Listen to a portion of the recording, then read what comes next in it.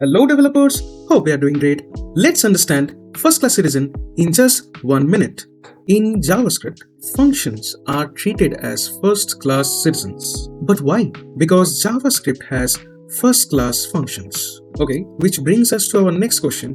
What is first class functions? When a programming language is treating their functions like any other variable, means we can assign this function as a value to another variable, or we can pass this function as an argument of another function, or we can simply return this function from another function.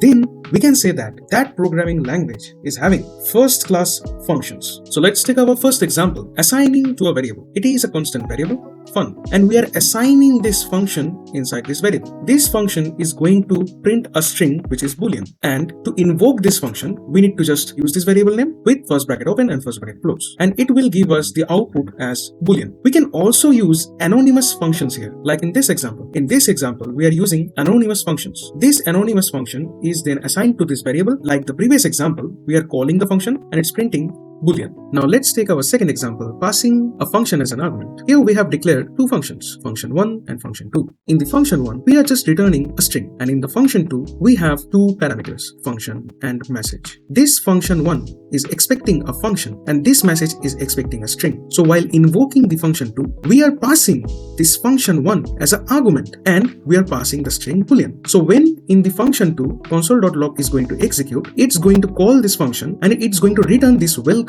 to at this line and followed by this message. So at the end we are going to get welcome to Boolean. So here from this example you can see we are passing a function as an argument to another function. Now let's see the final example where we are returning a function from another function. Here this is a named function fun, and in this named function we are using an anonymous function. This fat arrow function is going to log Boolean in the console. So when we are invoking this named function from here, it's going to return this particular anonymous function. So internally it's going to execute this console.log. So that's how we are returning a function from another function.